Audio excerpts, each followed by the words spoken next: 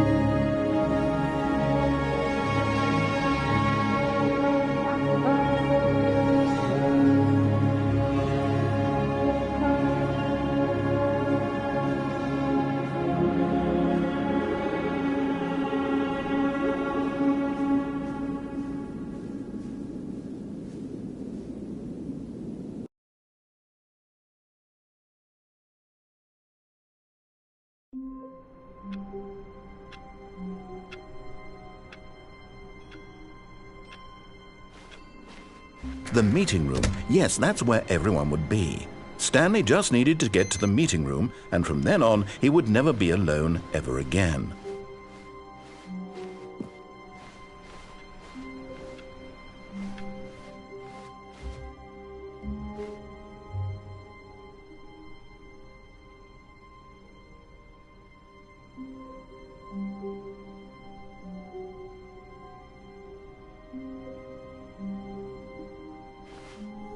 Oh, good. You notice my sign. Yes, I have something very exciting to show you.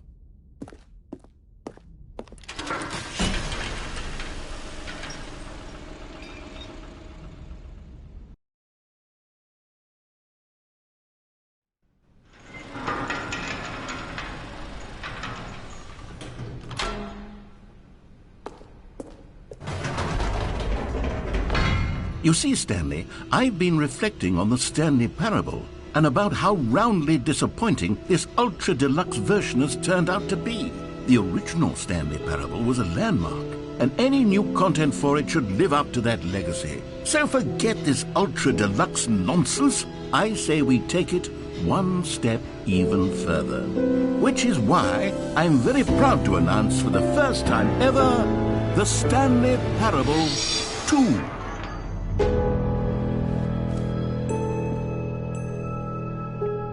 Yes, you see, isn't this far superior to a measly port with a few minor additions? Think of all the new territory we'll cover with a fully fledged sequel. An entirely new experience, built from the ground up. Why, there are so many possibilities. It could go in so many different directions. This is what fans have truly been asking for.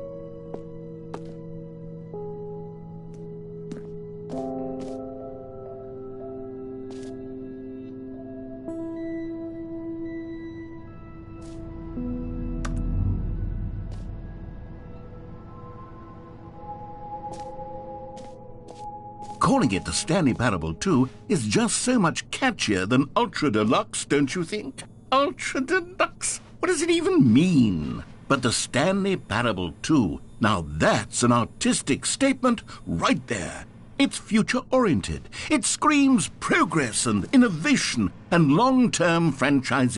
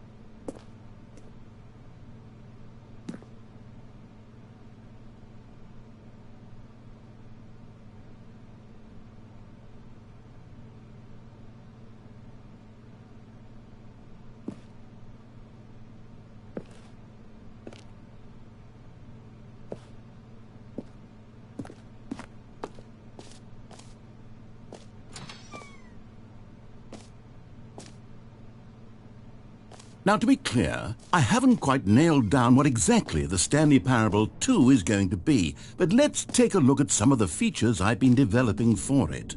I figure that if I can loosely organize a handful of interesting concepts, that surely the game will sort of naturally spring up around them. It'll all work itself out. Game development is much more of a fuzzy magic than anything scientific or logical, really.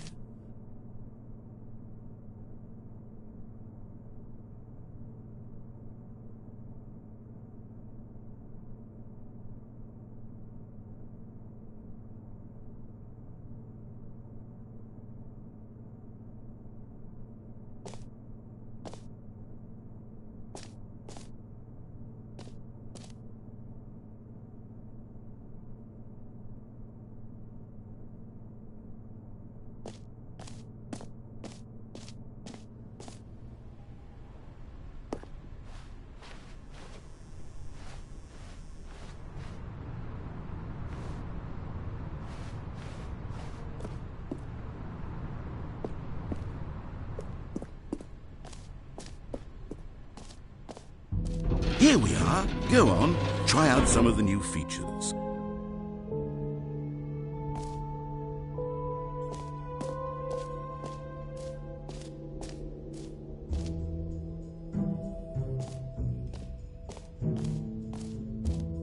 For the Stanley Parable 2, I asked myself, what do players really want? And of course, the first and most obvious answer is that they want to be individually recognized and validated as people. So with that in mind, my first addition to the game is this button which speaks the name of the person playing the game. Isn't that wonderful?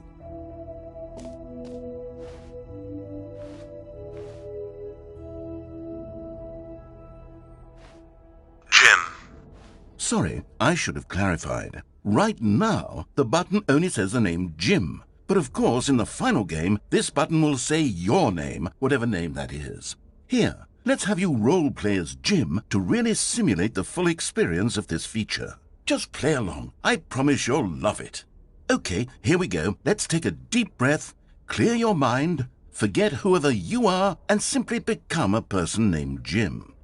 I want you to imagine yourself living as Jim, sleeping and waking as Jim, falling in love and being heartbroken as Jim, seizing all of the world's possibilities as Jim, and as Jim watching your dreams crumble into dust. Do you feel it deeply? Are you really, truly Jim right now? If so, then please step forward and press the button. Jim. Yes! You see? What a thrill! What a rush! That was you! The button described you. Do it again, do it again. Jim. Ooh, it hits even harder the second time. If this were the only new feature in the Stanley Parable 2, it would still be worth the money. Let's take a break from the Jim button. I'm too emotionally drained from all of this personal validation. Jim. Whoa there, cowboy. Sometimes a person can be too much Jim. I'm putting the Jim button away. Otherwise, soon you'll start to lose all sense of who you actually are.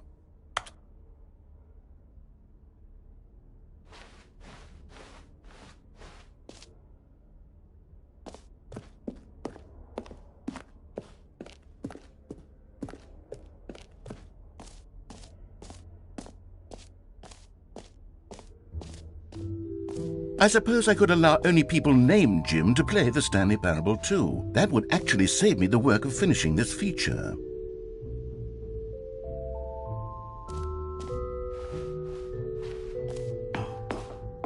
An epilogue would be fun, wouldn't it, Stanley? Yes, it would go at the end of the, well, we'll figure that out later.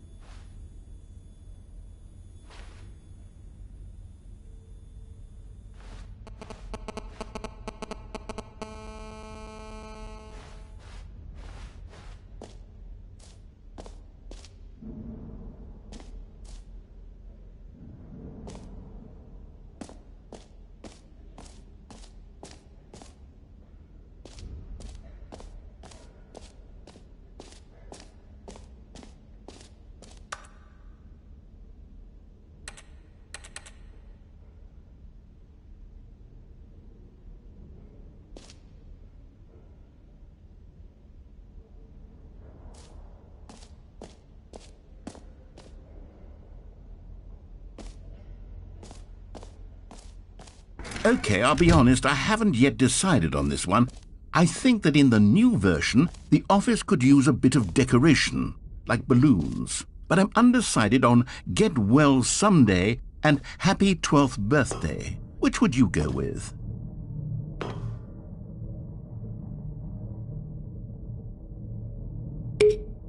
You know, sometimes when you solicit another person's opinion, it makes you realize that you knew which one you actually really wanted all along.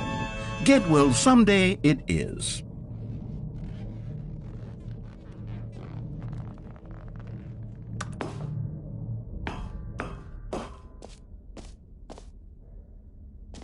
Or actually, maybe I should have gone with...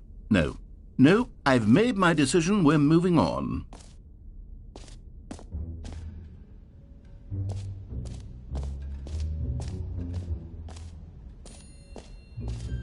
You know what, Stanley? I actually think the jump circle was a pretty good idea. I'd like to hang on to that for the sequel.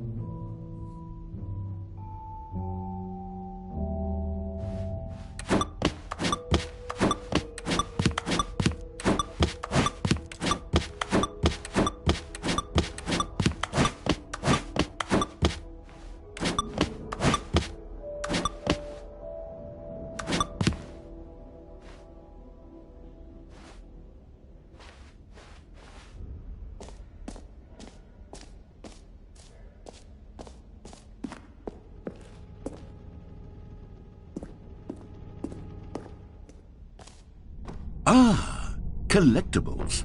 Now it's a real video game. In the Stanley Parable 2, you'll run around gathering up these miniature Stanley figurines. And what's truly innovative is that there will be no reward for collecting all of them. I don't want to stifle the intrinsic joy of watching a number go up. You simply collect all of them, and then you move the hell on with your unremarkable life.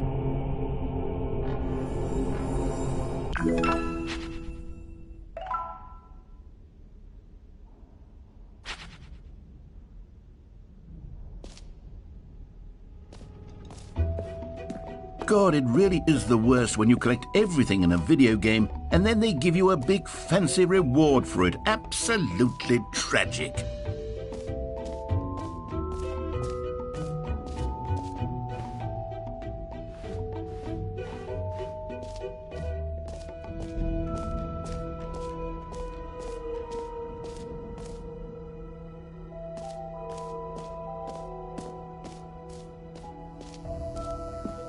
Now, here's something special. You remember that broken test trophy that got left in the game on accident?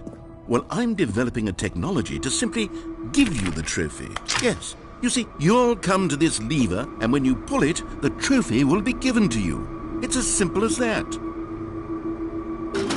Okay, perhaps I should have clarified. This is technology that will exist.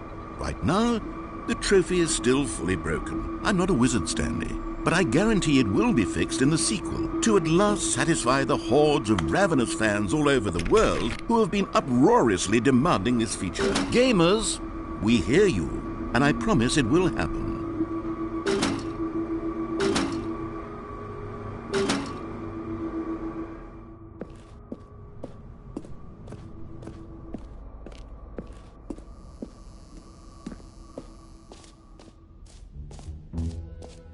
What else? What other exhibits haven't we seen yet?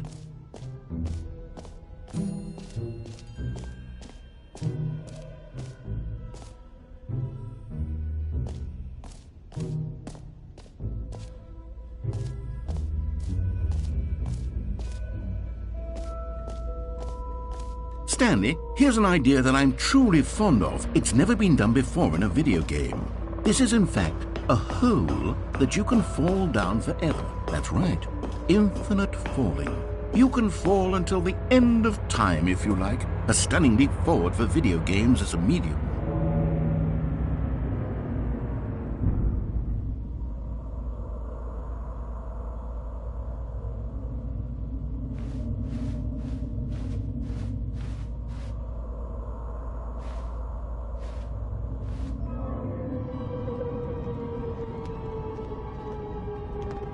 You see, isn't it wonderful? One of my more ingenious concoctions, if I do say so. Now then, since you've gotten to see the infinite hole, you can press the teleport button to pop back up to the top, and we can continue onward. Now, I don't mean to be a bummer, but I do recommend you use the teleport button to go back to the top.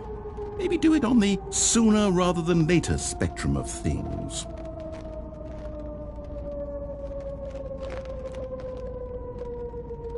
Okay, Stanley, I don't know quite how to say this tactfully, but it's possible that I slightly exaggerated the infinite nature of the hole. Is it a very, very deep hole? To be certain it is. It's an extremely deep hole. I don't want anyone to say that it isn't an astonishingly deep hole. It is. Is it infinite? Well, that sort of depends on your definition of infinity. From one perspective, the infinite is merely philosophical in nature. It's more of a... Okay, well, good for you. You found the bottom of the hole. You found me out, Stanley. I'm a liar and a cheat, and you're so clever. Look, I think the issue here is just that you're unusually fascinated by falling. What normal person actually wants to fall infinitely? I figured the hole was as deep as anyone would actually need. Don't you put this on me. Maybe you're the problem.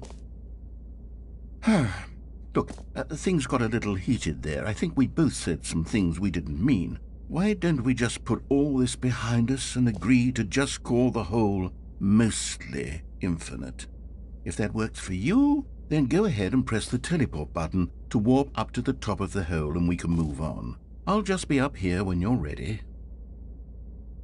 Great. Now, I'm very excited to show you even more of my ideas for the sequel. Oh, for heaven... You see, I was right. The problem is you. The problem is that you like holes too much. Not normal. A normal person would have said, yep, that's an infinite hole right there, goes on forever. But not you. Oh, no, no, no, no. You have a weird sort of... Oh. Did the hole seem even shorter to you this time? I couldn't help but feel like you spent a little less time in there than you did before. I mean, admittedly, I didn't make an infinite hole, but I didn't think it was that not infinite. Well, I suppose once again there's nothing to do here. If you decide you've had enough of the hole, you can hit the teleport button and come join me up above. Had enough? I'm positively thrilled. I really do have so much more to show you and to talk about, and I've had enough of the hole for a lifetime. Gosh, how could I have guessed? You're back in the hole. If this starts to become a thing where... Wow, okay, yes.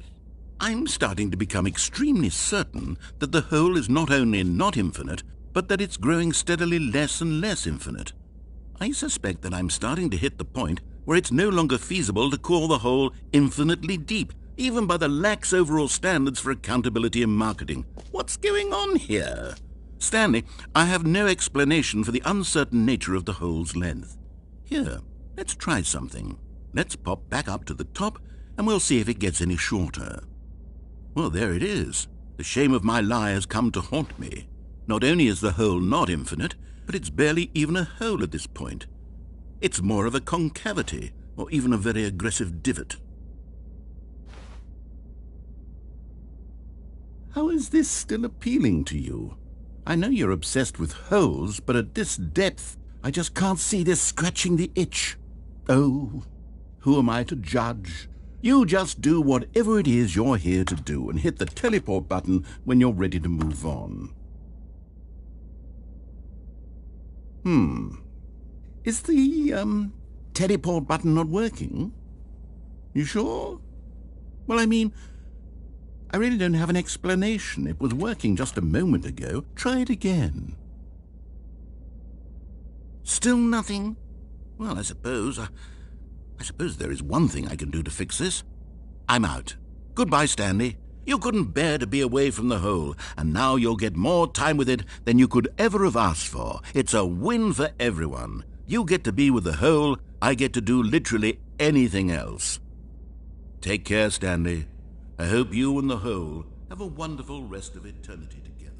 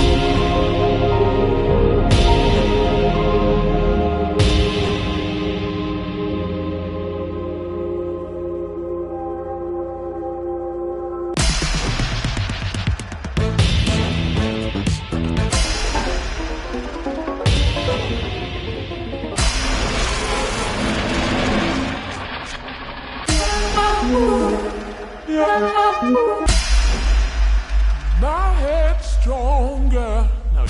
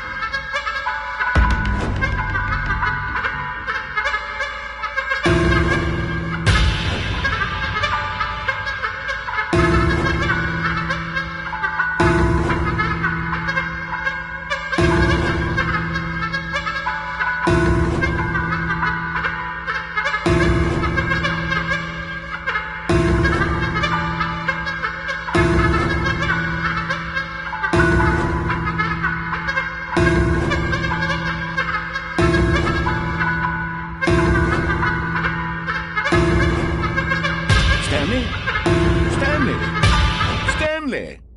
Oh, good, you're awake. It seems you had sort of dozed off there, drifting away into dreamland. But we can't have that, Stanley, because this hole is just so darn fascinating that I want you to be wide awake for every second of it. You don't want to miss a single moment. So how about if I just pop in from time to time and wake you up to keep you really, truly focused on the hole? From the looks of things, you and I will have many, many years here in this hole, and I'm looking forward to all of them. Stay alert, Stanley. I'll be back. Toodle-pip.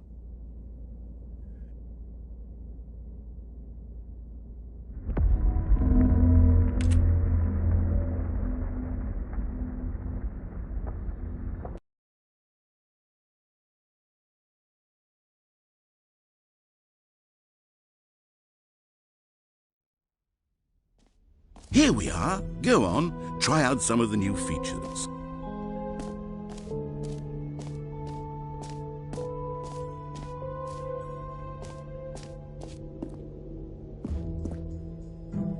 A common complaint of the Stanley Parable was that it was confusing and paradoxical, that it engendered a chaotic sense of reckless despair in those who played it. Well, I am happy to say that after much consideration, I've engineered a clever solution to this fundamental problem with the game. It's the Stanley Parable Reassurance Bucket. You see, Stanley, anytime you're holding the bucket, a sense of calm and ease will fill your mind and your heart. It's true. As long as you hold on to the bucket, the many disorienting contradictions of the Stanley Parable will feel perfectly normal and perhaps even comforting. You may even come to long for the gentle embrace of jarring cognitive dissonance while the bucket is in your arms. And to be honest, it's a much more convenient solution for me than actually redesigning the game to be less uncomfortable. Can you imagine what a pain in the ass that would be? Yes, the bucket is the perfect solution. Come on, give it a try.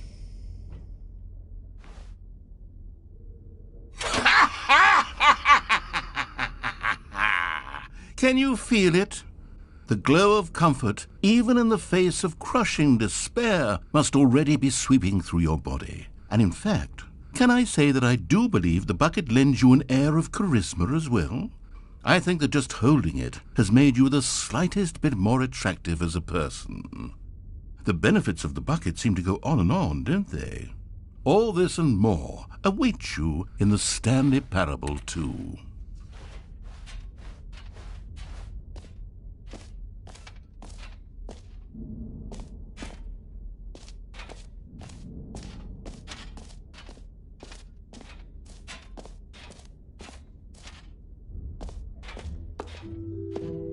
Does anyone give out awards for most enjoyable bucket in a video game? That really should be an award if it isn't already.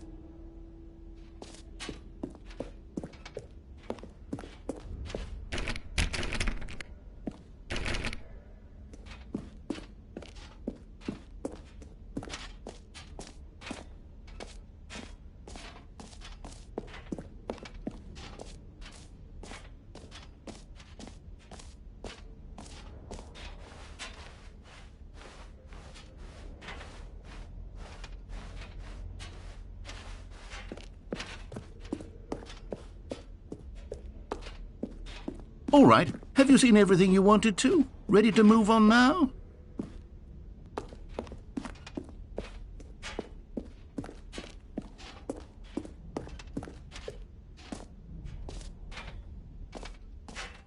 So, Stanley, what do you think? Do you like all of the new features? Yes, I know it's not exactly clear yet how exactly these features will come together as one single coherent video game, but I can feel it in my soul. It's going to work. There's definitely a good game in there somewhere. Say, let's do an experiment. I'll arrange these new features together, and we'll see whether or not it coheres into a meaningful gameplay experience. Okay, are you ready? Here it is. I give you the Stanley Parable 2.